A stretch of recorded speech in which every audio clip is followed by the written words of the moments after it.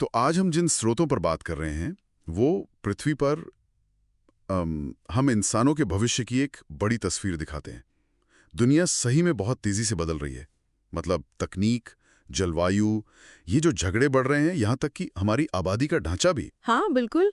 और आज का हमारा मकसद यही है कि इन बदलावों के पीछे जो बड़ी ताकतें हैं उनको समझें। ये स्रोत कई ज़रूरी पहलुओं पर रोशनी डालते हैं। जैसे कि जैसे तकनीकी क्रांति है, फिर भू राजनीतिक तनाव बढ़ रहे हैं, जनसंख्या बदल रही है और पर्यावरण का हाल तो खैर है ही। जो विशेषज्ञ हैं आईपीसीसी या बुलेटिन ऑफ एटॉमिक साइंटिस्ट्स या जो जनसंख्या की पर रिसर्च करते हैं, वो सब लगातार चेतावनी दे रहे हैं। हाँ, तो सबसे पहले तकनीक की बात करते हैं। कुछ आंकड़े तो मतलब हैरान करने वाले हैं।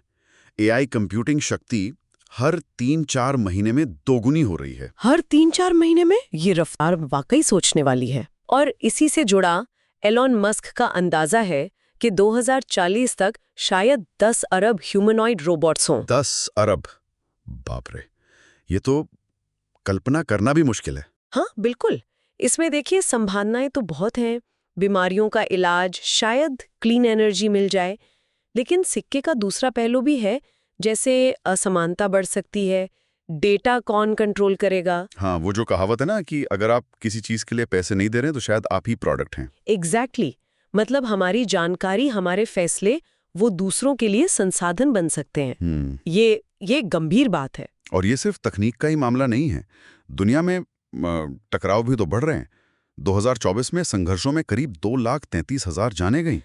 पिछले साल से 30% ज्यादा। जी, और कुछ स्रोत तो ये इशारा कर रहे हैं कि शायद हम संघर्षों के एक नए नॉर्मल में जा रहे हैं। नॉर्मल मतलब ये आम हो जाएगा कुछ हद तक। और चिंता की बात यह है कि जितने भी परमाणु हथियार वाले देश हैं, वो सब अपने हथियारों को मॉडर्नाइज कर रहे हैं, बढ़ा रहे हैं। पुरानी संधियां कमजोर पड़ रही हैं। और वो डूम्सडे क्लॉक वाली बात। हाँ, बुलेटिन ऑफ एटॉमिक साइंटिस्ट की जो डूम्सडे क्लॉक है, वो आधी रात से सिर्फ 89 सेकंड दूर है। ये सिर्फ कोई सिंबल नहीं है, ये परमाणु युद्ध के असली खतरे को दिखाता है। 89 सेकंड, ये तो सच में डरावना है। अच्छा, और इसी माहौल में हमारी आबादी का गणित भी बदल रहा है। मैंने सुना जन्म दरें गिर रही हैं। बिल्कुल। एक बड़ी स्टडी आई है जिसके मुताबिक 2050 तक दुनिया के 3/4 से ज्यादा देशों में जन्म दर रिप्लेसमेंट लेवल से नीचे चली जाएगी। रिप्लेसमेंट लेवल मतलब वो दर जिस पर आबादी खुद को बनाए रखती है, पीढ़ी दर पीढ़ी। और 2100 तक तो लगभग 97% देशों में यही हाल होगा। तो इसका मतलब आने वाले टाइम में जनसंख्या काफी कम हो जाएगी। इसके क्या असर होंगे? हाँ, गिरावट की आशंका तो है। और इसका असर अर्थव्यवस्था पर, ग्लोबल पावर बैलेंस पर, सब पर पड़ेगा। काम करने वाले लोग कम होंगे, बूढ़ी आबादी बढ़ेगी। लेकिन कुछ लोग इसे पॉजिटिव भी मानते हैं शायद। हाँ, कुछ विशेषज्ञ कहते हैं कि ये बेहतर शिक्षा और लंबी उम्र का नतीजा है। लेकिन ये तो साफ है कि समाजों को बदलना पड़ेगा, एडजस्ट करना पड़ेगा, बड़े बदलावों के लिए तैयार रहना होगा। तो ये सब बदलाव एक ऐसे ग्रह पर हो रहे हैं जो खुद ही काफी दबाव में है। तो पर्यावरण की क्या तस्वीर दिखती है इन स्रोतों में? वो तस्वीर तो काफी चिंताजनक है। नासा के हिसाब से 2024 अब तक का सबसे गर्म साल रहा। तापमान प्री इंडस्ट्रियल लेवल से लगभग 1.5 डिग्री सेल्सियस ऊपर। 1.5 डिग्री? ये तो पेरिस एग्रीमेंट वाली लिमिट के बिल्कुल करीब है। हाँ बिल्कुल। रिकॉर्ड गर्मी वाले दिन, महीने, और फिर जंगलों की कटाई, खासकर ट्रॉपिकल फॉरेस्ट्स की। 2024 में पनामा जितना बड़ा इलाका साफ हो गया। पनामा जितना? ये कितना होता है वैसे? अंदाजा लगाइए, हर मिनट करीब 18 फुटबॉल मैदानों के बराबर जंगल कट रहा है। हर मिनट 18 फुटबॉल मैदान? ये तो अविश्वसनीय है। जी, और वैज्ञानिक इसे छठी सामूहिक विलुप्ति, मतलब 6th मास एक्सटिंक्शन की शुरुआत मान रहे हैं। वो मशहूर बायोलॉजिस्ट थे ना, ईओ विल्सन। हाँ।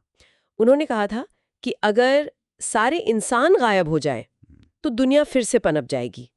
लेकिन अगर कीड़े गायब हो जाएं तो पर्यावरण ही ढह जाएगा। सही बात है। और नासा भी चेतावनी दे रहा है कि हम प्लायोसीन युग जैसी दुनिया की तरफ बढ़ रहे हैं, जब पृथ्वी आज से लगभग 3 डिग्री ज्यादा गर्म थी, समुद्र का लेवल बहुत ऊंचा था।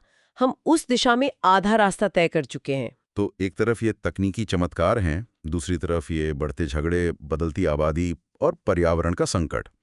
तो स्रोत हमें किस तरह के भविष्य दिखा रहे हैं? मतलब क्या हो सकता है आगे? मोटे तौर पर देखें तो दो रास्ते नजर आते हैं। एक है। एक है जहां तकनीक हमारी मदद करती है, बीमारियां खत्म होती हैं, साफ ऊर्जा मिलती है, एक तरह का टेक्स वर्ग। और दूसरा? दूसरा रास्ता ज्यादा मुश्किल है। हम्म, उसमें ऑटोमेटिक हथियार, परमाणु युद्ध का डर और क्लाइमेट चेंज की वजह से भागते शरणार्थी, ये सब हावी हो सकते हैं। एक बुरा सपना। पर चुनना हमें है कि किस रास्ते पर जाना है। बिल्कुल।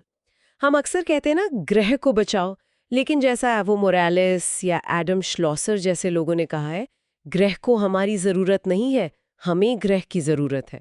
पृथ्वी तो शायद बची जाएगी। हाँ, सवाल यह है कि क्या इंसान बचेंगे? वही। और इसका जवाब हमारे आज के फैसलों में है।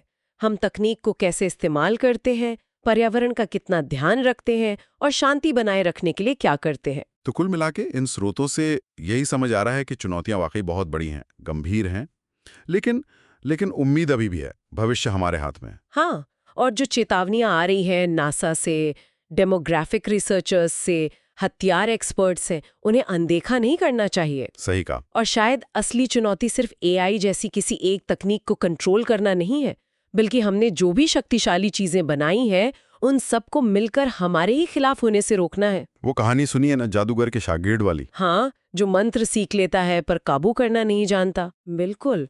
तो ये हमारी बनाई हुई ताकतें कहीं हमारे काबू से बाहर ना हो जाए, यही हमारे समय की सबसे बड़ी पहेली है, सोचने वाली बात है।